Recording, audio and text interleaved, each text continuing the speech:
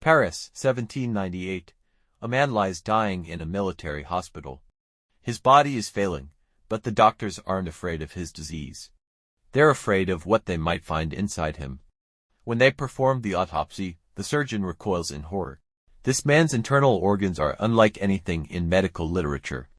His stomach is enormous, his esophagus is a gaping tunnel, and his body cavity is filled with pus and decay.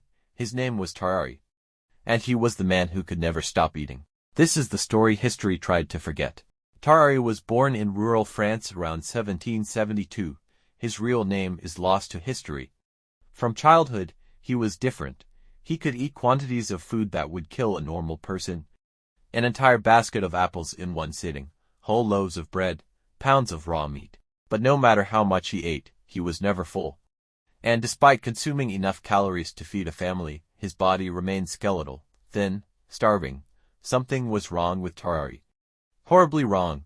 By his teenage years, his family could no longer afford to feed him. They cast him out. He wandered France alone, desperate, starving. To survive, Tarrare joined a traveling show of performers and con artists.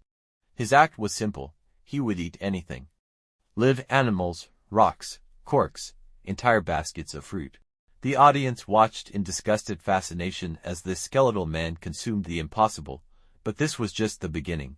In 1792, the French Revolution erupted into war. Tarrare, desperate and homeless, enlisted in the Revolutionary Army, but the military rations meant to feed a soldier couldn't satisfy him. He ate his own rations, then the rations of other soldiers. Then he scavenged from garbage, ate from the medical waste, consumed anything he could find. His commanders noticed, and they had an idea. Tarrare could swallow objects whole without chewing. His throat was unnaturally wide, his stomach, impossibly large.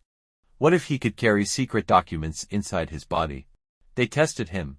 Tarrare swallowed a wooden box containing military intelligence. 30 hours later, he passed it intact. He became a human courier. The French military sent him behind Prussian lines carrying documents in his stomach. If captured, he would simply digest the evidence. But he was captured. The Prussians knew about his ability. They locked him in a latrine and waited for him to pass the documents. When the intelligence finally emerged, the Prussians beat him and returned him to France. Tarrare's military career was over, but his nightmare was just beginning. In the military hospital, Tarrare came under the care of Dr. Pierre-François Percy, chief surgeon of the French army. Dr. Percy was fascinated. He began to study Tarrare like a specimen.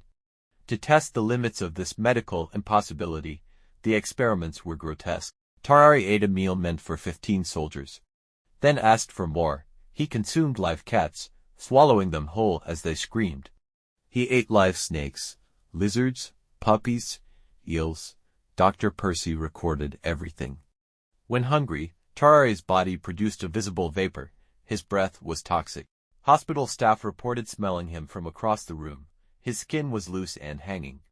When he ate, his stomach distended grotesquely, hanging to his knees. But then the other patients began to complain. Food was disappearing. Medical supplies were being eaten. Bloody bandages, waste, garbage, and then the hospital morgue was broken into. Fresh corpses had been partially consumed. Then a 14-month-old child vanished from the hospital. Tarrare was the only suspect. He denied it, begged them to believe him, but no one did. Dr. Percy expelled him from the hospital in disgust. Tarrare disappeared into the streets of Paris, alone, starving, monstrous. 4 years later, a dying man was admitted to the hospital of Versailles. It was Tarrare. He was 26 years old. He was suffering from advanced tuberculosis. But something else was wrong. His body was rotting from the inside. The staff could barely approach him. The smell was unbearable. His entire body was decomposing while he was still alive. Within days, Tarrare died. Dr. Percy, hearing of his death, ordered an immediate autopsy. He needed to know what was Tarrare. What they found defied medical understanding. Tarrare's esophagus was so wide, surgeons could see straight down into his stomach from his open mouth. His stomach filled nearly his entire abdominal cavity. It was abnormally large, covered in ulcers, and filled with pus. His intestines were abnormally wide and covered in pustules. His liver was covered in lesions, His gallbladder was enormous.